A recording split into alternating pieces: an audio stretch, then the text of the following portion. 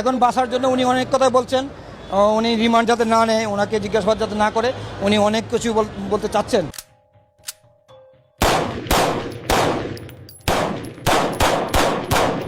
ফয়সালকে অস্ত্র চালনার প্রশিক্ষণ দিয়েছেন মেজর সাদিকের স্ত্রী। পুলিশের জালে গ্রেফতার KH জাফরিন। এক সপ্তাহ আগে ভোটের প্রচারে গিয়ে গুলিবিদ্ধ ইনকিলাব মঞ্চের আহ্বায়ক শরীফ ওসমান বিন হাদি সিঙ্গাপুরের হাসপাতালে চিকিৎসাধীন অবস্থায় মারা গেছেন। হাদিকে যে শুটার গুলি করেছিলেন তার নাম ফয়সাল করিম মাসুদ ওরফে দাউদ খান। এই ঘটনার অনেকদিন পেরিয়ে গেল, শুটার ফয়সালকে নিয়ে চাঞ্চল্য যেন কমছেই না। অনেকেই জানতে চেয়েছেন ফয়সাল কিভাবে এত নিখুঁতভাবে অস্ত্র চালনা শিখলেন।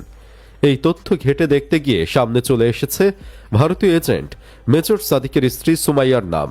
বলা হচ্ছে এই লেডি কিলারের কাছ থেকেই নাকি ফয়সাল অস্ত্র চালনা শেখেন। আমাদের এই ভিডিওতে আলোচনা করব মেজর সাদিকের স্ত্রী সুমাইয়াকে নিয়ে। বর্তমানে কোথায় আছেন সুমাইয়া? এছাড়াও ভিডিওতে আলোচনা করব মেজর সাদিককে নিয়েও। বিস্তারিত জানতে ভিডিওটি 1 সেকেন্ডও না টেনে শেষ পর্যন্ত দেখতে থাকুন। রাজধানী গুলশান থানার সন্ত্রাস বিরোধী আইনের মামলায় মেজর সাদিকের স্ত্রী সুমাইয়া জাফরিনকে গ্রেপ্তার দেখানো হয়েছে। এর আগে আওয়ামী লীগের নেতাকর্মীদের গেরিলা প্রশিক্ষণের ঘটনায় ভাটারা থানায় দায়ের করা মামলায় গত 6 আগস্ট সুমাইয়া জাফরিনকে গ্রেপ্তার করা হয়। পরদিন 7 আগস্ট আদালত তার 5 দিনের রিমান্ড মঞ্জুর করেন। রিমান্ড শেষে 12 আগস্ট তিনি আদালতে স্বীকারোক্তিমূলক জবানবন্দি দেন। এরপর তাকে কারাগারে পাঠানো হয়। গ্রেফতার আবেদনে বলা হয়, গ্রেপ্তারকৃত আসামিদের জবানবন্দি ও স্থানীয় তদন্তে জানা গেছে সুমাইয়া জাফরিন নিষিদ্ধ ঘোষিত একটি সংগঠনের অর্থ যোগানদাতা, পরামর্শদাতা ও নির্দেশদাতা হিসেবে সক্রিয় ছিলেন। তিনি দেশের সার্বভৌমত্ব ও জনগণের নিরাপত্তা বিঘ্নিত করার উদ্দেশ্যে দেশবিরোধী প্রচারণায় অংশ নেন বলে প্রাথমিক তদন্তে তথ্য পাওয়া গেছে। আরেকটি সূত্র বলছে, মেজর সাদিকের স্ত্রী সুমাইয়া যাদেরকে প্রশিক্ষণ দিয়েছেন তাদের মধ্যে একজন হতে পারেন শুটার ফয়সাল। জানা গেছে, ভারতের এজেন্ট মেজর সাদিক 198 দিন বাংলাদেশ সেনাবাহিনীর চাকুরিতে অনুপস্থিত ছিল। এই দীর্ঘ সময় সে ভারতে বিশেষ প্রশিক্ষণ গ্রহণ করেন। পরে তিনি স্ত্রীকেও ট্রেন্ড করান।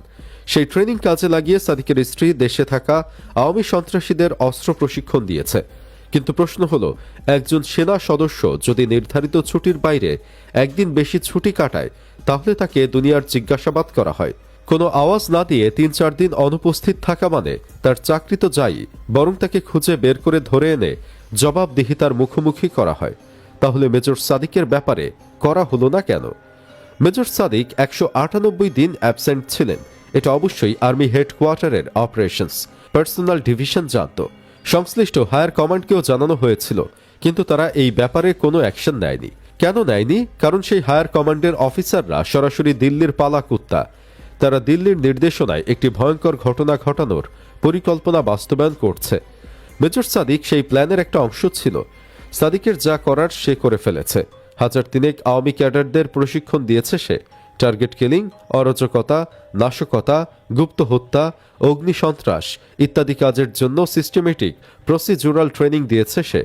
আর তার স্ত্রী দেশে থাকা র এজেন্ট অ্যান্ড অ্যাসেটদের সাথে সিক্রেট কমিউনিকেশন মেইনটেইন করেছে। মেজর সাদিককে জিজ্ঞাসাবাদ করে প্রশিক্ষণপ্রাপ্ত আওয়ামী ঘাতকদের লিস্ট এখনও বের করা হয়নি। এরাই হাদির নিহতের জন্য দায়ী। এরাই তারেক রহমানকে শেষ করবে। আরও বলা হচ্ছে, এইসব ঘাতকদের আলটিমেট প্রোটেকশন অ্যান্ড প্যাট্রন দিচ্ছে জেনারেল ওয়াকারুজ্জামান।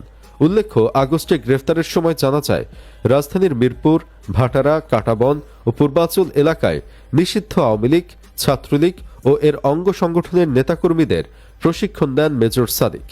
এর মধ্যে গত 8 জুলাই ভাটারা থানা এলাকার একটি কনভেনশন সেন্টারে সকাল থেকে আওয়ামী লীগ ও তার অঙ্গ সংগঠনের প্রায় 400 নেতাকর্মীদের প্রশিক্ষণ দেওয়া হয়।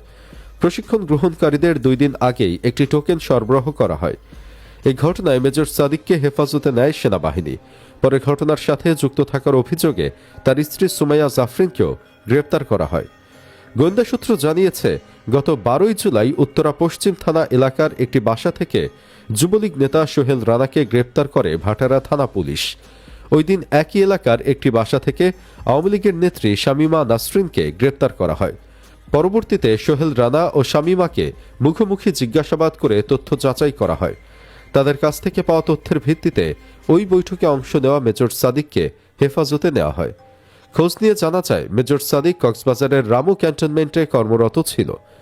গোয়েন্দা সংস্থার তথ্য অনুযায়ী সাদিকের সহযোগী হিসেবে কাজ করেছেন তার স্ত্রী সুমাইয়া জাফরিন। শুরুতে তাকে পুলিশের এএসপি বলা হলেও পুলিশ জানিয়েছে সুমাইয়া জাফরিন নামে কোনো নারী তাদের সংস্থায় কর্মরত নেই।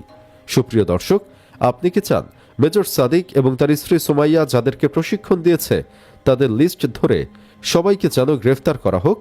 কমেন্ট বক্সে জানিয়ে দিন আপনার মতামত।